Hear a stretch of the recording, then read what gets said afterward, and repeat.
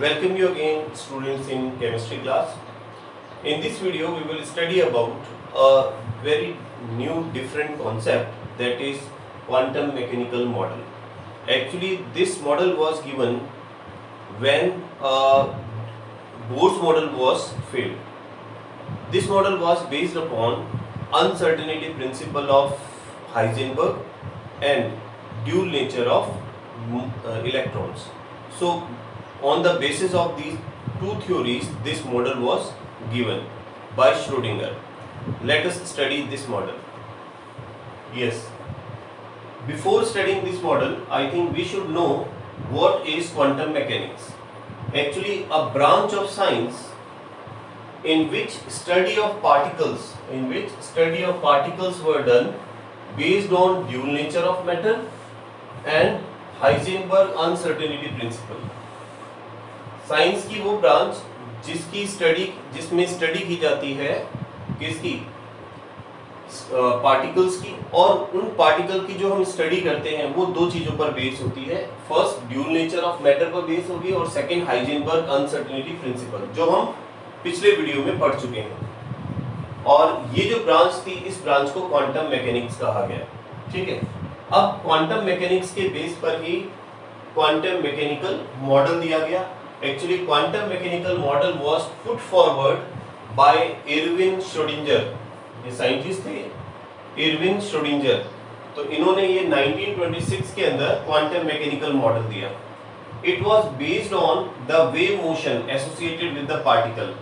और ये जो मॉडल था, it was based on the wave motion associated with particle. हमें पता है पार्टिकल जो है वो पार्टिकल नेचर तो शो ही करता है. इसके अलावा हम जब ड्यूल नेचर की बात करते हैं तो हम ये भी बात करते हैं कि पार्टिकल कभी कभी वेव की तरह भी बिहेव करता है.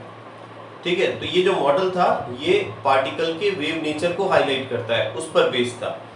ठीक है, अब देखिए, for the wave motion of electron, अगर हम इलेक्ट्रॉन की वेव मोशन की बात करते हैं इन 3 डायमेंशन, 3D के अंदर, 3 डायमेंशनल स्पेस में न्यूक्लियस के चारों तरफ, तो ही पुट फॉरवर्ड एन इक्वेशन. तो जो श्रोडिंगर थे उन्होंने इसके लिए इक्वेशन दी, यानी इलेक्ट्रॉन न्यूक्लियस के चारों तरफ जब रिवॉल्व करता है तो वो 2D में नहीं करता है, केवल सर्कुलर में नहीं करता, पूरे स्फीयर में कहीं पे भी रिवॉल्व कर सकता है 3D स्पेस के अंदर.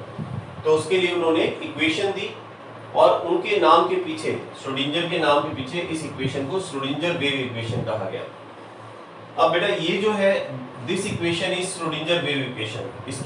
इसमें हम ज्यादा डीप नहीं जाएंगे और नहीं इसकी डेरिवेशन देखेंगे, because you will study this equation in higher classes. But यहाँ केवल इसको इंट्रोड्यूस कराया गया है इक्वेशन को, इसलिए मैं आपको ये बता रहा हूँ. ठीक है, तो ये जो इक्वेशन दिख रही है आपको, इसे हम श्रोडिंगर इक्वेशन कहते हैं. इस श्रोडिंगर इक्वेशन के अंदर आप देख सकते हैं, एक तो साई है जो एम्पलीट्यूड ऑफ वेव, जिसे हम कह सकते हैं किसी भी वेव का एम्पलीट्यूड, और ये इसे वेव फंक्शन भी कहा जाता है. इसमें वेव फंक्शन, ध्यान रखें, इसे वेव फंक्शन भी कहा जाता है एम्पलीट्यूड ऑफ वेव को. बाकी x y z यहाँ पर क्या है, इसमें ये कोऑर्डिनेट्स हैं इलेक्ट्रॉन के, इलेक्ट्रॉन जिन कोऑर्डिनेट्स के अंदर मूव करता है. E है total energy of the electron, V potential energy है, m is the mass of electron. दूसरा, हमने इसको इस फॉर्म में लिखा है, जैसे साई आपके पास है, यहाँ पर आप देख सकते हैं. तो जैसे हमने ये एक सिंबल लिखा है, इस सिंबल के अंदर आप देख सकते हैं कि यहाँ पर ये डेरिवेटिव फॉर्म में लिखा है. तो this is the second derivative of Sai with respect of x. x के रिस्पेक्ट में साई का सेकंड डेरिवेटिव है. ठीक है, it is a mathematical term. तो ये इसकी जो डेरिवेशन वगैरह है वो, जैसा मैंने कहा कि आप हायर क्लासेस के अंदर पढ़ेंगे, तो we will not go deep into the derivation. Okay, तो आपको बस ये फॉर्मूला ध्यान रखना है. इसके अलावा इन शॉर्ट, अगर ये जो पूरी वेव इक्वेशन है, इसको हम देख सकते हैं, श्रोडिंगर वेव इक्वेशन को शॉर्ट में लिखा जाता है इस तरह से, h cap psi equals to E psi. ठीक है, तो यहाँ पर h कैप जो है, it is a mathematical operator, इसको हैमिल्टोनियन ऑपरेटर भी कहा जाता है. And the solution of the Schrodinger, और जब इस पूरी इक्वेशन को सॉल्व किया जाता है तो इसका जो सॉल्यूशन होता है, ठीक है, वेव इक्वेशन का, वो फॉर एन इलेक्ट्रॉन इज, वो किस फॉर्म में आता है, E और साई की फॉर्म में आता है. ध्यान रखें, E और साई जो है उसके सॉल्यूशन की फॉर्म में आता है.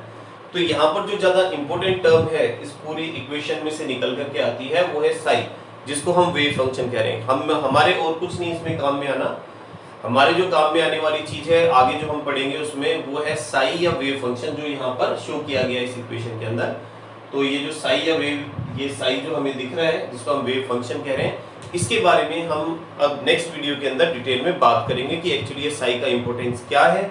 ठीक है, ये एटम से किस तरह से रिलेटेड है, इलेक्ट्रॉन से किस तरह से रिलेटेड है, ये सारी चीजें हम इस नेक्स्ट वीडियो के अंदर पढ़ेंगे। ठीक है।